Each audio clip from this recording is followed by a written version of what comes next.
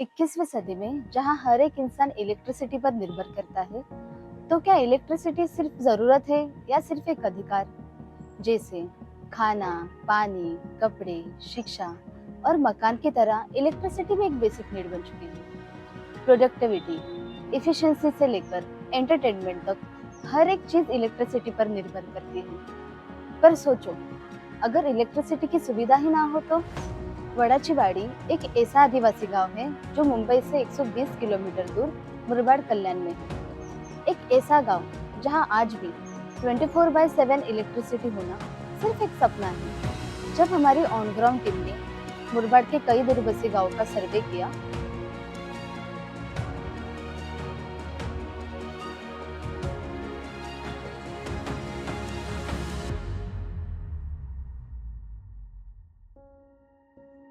तो पता चला कि यहाँ के कई गांवों में अब तक इलेक्ट्रिसिटी के प्रॉपर साधन नहीं है। लोगों की जिंदगी अंधेरे में गुजर रही थी। वडाचीवाड़ी भी एक ऐसा गांव था जहां सूरज ढलने के बाद जिंदगी रुक जाती थी। ही लोकवस्ती आहे ही पूर्णपणे आदिवासी लोकवस्ती आहे। या गावातील जी लोक आहेत ते आदिवासी आमचा समाज आहे। हा समाजाचा जर विचार केला तर हा गरीब समाज आहे आणि या समाजातील जी माणसं आहेत त्यांच्या घरामध्ये असणारी जी लाईटची व्यवस्था आहे, ही लाईटची व्यवस्था त्यांच्या घरामध्ये लाईट मीटर नाही आहे। कारण घरची परिस्थिती चांगली नसल्या कारणाने सर्वच जण लाईटचं मीटर घेऊ शकत नाही किंवा तशा प्रकारचे ते बिल भरू शकत नाही। त्यासाठी त्याला अनेक अडचणी येत असतात आणि अडचणींना मात करत असताना ते आपलं जीवन जगत असताना अशा अनेक समस्यांना अडचणींना ते सामोरे जात असतात। सर्वे के दौरान हमें और एक दुख भरी सच्चाई पता चली। यहाँ के लोगों की इनकम बहुत कम थी और इसका रीजन बहुत शॉकिंग था। गांव की दूरी और विकास ना होने की वजह से लोग पढ़ाई तक नहीं कर पाए। कुछ बचपन में ही स्कूल छोड़कर अपनी फैमिली की मदद करने लग गए। लोग या तो ईंट की भट्टी पर मजदूरी करते हैं या किसी के खेत में दिन भर काम करके थोड़ी सी कमाई करते हैं। आज भी कई बच्चों को स्कूल छोड़कर घर के काम या छोटी मोटी मजदूरी करनी पड़ती है। कई बार घर की बड़ी बेटियां भी घर चलाने में मदद करती है। सुबह से शाम तक घर का काम, छोटी बहन भाइयों की देखभाल और शाम होने से पहले पढ़ाई, बस इसी में इन बच्चों की जिंदगी निकल रही थी। कभी सोचा है बिना इलेक्ट्रिसिटी के अंधेरे में रहना कैसा होगा?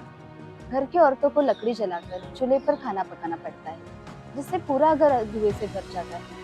कई बार बच्चे पूरा दिन काम करने के बाद रात को दिए की रोशनी में पड़ते हैं। हम जानते थे कि हमें कुछ करना होगा, सिर्फ रोशनी नहीं, एक नया मौका देना होगा। हमारी टीम ने ये पूरी प्लानिंग छोटी छोटी बातें ध्यान में रखते हुए की, जो इन गाँव वालों की समस्याओं का हल निकाल सके। और यहीं से शुरुआत हुई प्रोजेक्ट सोलर स्माइल्स की, एक CSR इनिशिएटिव जो लैसनर इंडिया और प्लेज फाउंडेशन का साथ मिलकर बनाया गया था। प्लेज फाउंडेशन अपने प्रोजेक्ट सोलर स्माइल्स के जरिए सस्टेनेबल सॉल्यूशंस प्रोवाइड कर रहे हैं। सबसे पहले हमें ऐसे सोलर लाइट चाहिए थे जो सबसे ज्यादा फायदेमंद हो और गांव वालों के काम आए। जैसे ही हमें सोलर लाइट्स मिली, सबसे पहले हमने हर सोलर LED सीलिंग लैंप और सोलर LED स्ट्रीट लैंप का क्रॉस चेक किया ताकि कोई भी घर रोशनी से वंचित न रहे।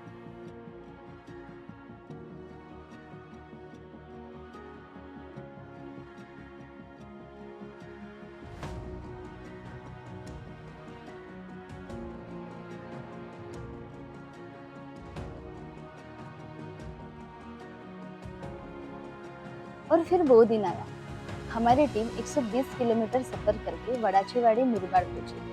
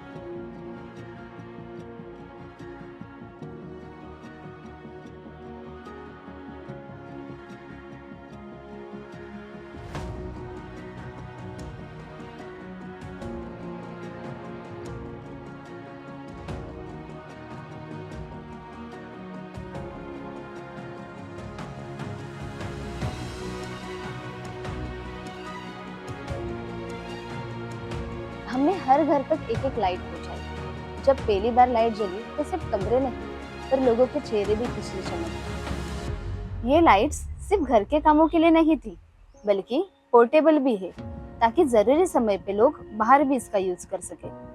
मल्टीपर्पज होने के कारण अब गांव के लोग और छोटे बच्चे दिन में लाइट को चार्ज करके शाम को अंधेरे में घर से बाहर निकलते वक्त बिना किसी परेशानी के ले जा सकते थे।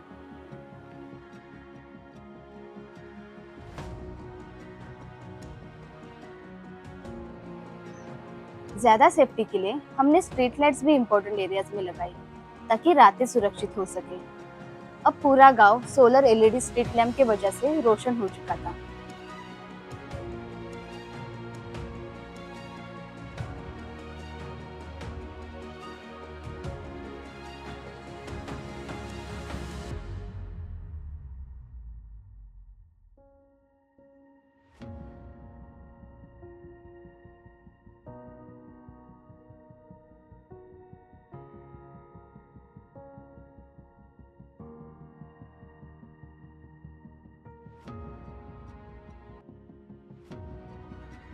उस रात पहली बार वड़ाची वाड़ी और हर एक घर पूरा रोशन था। जो गांव पहले अंधेरे में डूबा रहता था अब एक नई रोशनी के साथ चमक रहा था। वो बच्चे जो दिए की कम रोशनी में आंखों पर जोर डाल के पढ़ाई करते थे अब खुले मन से पढ़ रहे थे। औरतें जो खाना पकाने के लिए लकड़ियां जलाती थी जिससे पूरा घर धुएं से घिर जाता था अब बिना किसी परेशानी के घर के अंदर सुकून से काम कर रही है। सोलर स्माइल्स सिर्फ एक इलेक्ट्रिसिटी लाने का प्रोजेक्ट नहीं था, ये एक उम्मीद, एक नए सफर का प्रारंभ था जिसमें अंधेरा किसी की जिंदगी को रोक नहीं सकता। और उस दिन हमने ये समझा ये सिर्फ अंधेरे का अंत नहीं था बल्कि एक नए सफर की शुरुआत थी जिसमें कोई पीछे न रहे। माझे नाव रोहिणी महेंद्र बेंगा। लाईट दिल्याबद्दल धन्यवाद। मला अभ्यास करायला सोपं झालं। आम्हाला अभ्यास करायला मदत होईल। आम्हाला लाईटीचा वापर होतो ना असा म्हणजे अंधार झाल्यावर जेवण बिवण बनवायला असा स्वयंपाक करायला होतो आम्हाला लाईटीचा उपयोग। हा त्याच लाईटीनी पहिले कशी अशी कशाने पण अभ्यास करायची बॅटरी घ्यायला लागायची त्याच्याने अभ्यास व्हायचा। हा आता पोरांना अभ्यास करायला जमतं। धन्यवाद। मी जगदीश वाघ। आमच्या इकडे सर आले या कंपनीच्या माध्यमातून आणि आमच्या आदिवासी समाजाला प्रत्येक घरोघरी एक सोलर पॅनल दिला आणि आमच्या मुलांना शाळेत अभ्यासासाठी आणि ती लाईट कधी जायची कधी याची पोरांच्या भविष्याची फार मोठी चिंता होती। परंतु या सरांच्या येण्याने आणि एक सोलर पॅनल प्रत्येक घरोघरी दिल्याने पोरांची अभ्यास करण्याची सुविधा अतिशय चांगली झाली। त्यामुळे नॅशनल कंपनी प्लेज फाउंडेशन यांना मी मनपूर्वक आभार मानतो। धन्यवाद। आणि हा अंदाज दूर करून कुठेतरी एक चांगला बदल या ठिकाणी आपल्याला पाहायला मिळत आहे तो म्हणजेच लॉरेन्स कंपनी आणि प्लेस फाउंडेशन यांच्या वतीने या गावातील जवळपास 60 लोकांना या ठिकाणी सोलरचे प्लॅन या ठिकाणी दिलेला आहे। आणि त्या सोलरमुळे आज प्रत्येक घरामध्ये आज वीज अर्थात लाईट आलेली आहे आणि या लाईटचा उपयोग या ठिकाणी असणारी जी माणसं आहेत ती माणसं करत असताना या ठिकाणी जी लहान मुलं आहेत ती लहान मुलं ज्यावेळेस शाळेचा अभ्यास असेल लाईट नसेल तर त्या शाळेचा अभ्यास करण्यासाठी त्या सोलरचा या ठिकाणी उपयोग करतात। आणि नक्कीच या ठिकाणी या सोलरमुळे या मुलांच्या अभ्यासामध्ये जो खंड पडत असायचा तो खंड कुठेतरी आता या ठिकाणी बंद झालेला आहे। या ठिकाणी लाईट नसल्यामुळे जी अडचण असायची ती अडचण या ठिकाणी या सोलरमुळे आज दूर झालेली आहे। त्याच्यामुळे नक्कीच या ठिकाणी आपल्या प्लेस फाउंडेशन आणि लॉरेन्स कंपनी या दोन्हीचं या ठिकाणी मी मनापासून या ठिकाणी आभार व्यक्त करेल। धन्यवाद। So the project which Lasanor and Pledge Foundation has done is Solar Smile, and I hope it keeps smiling always for the generations to come. Thank you.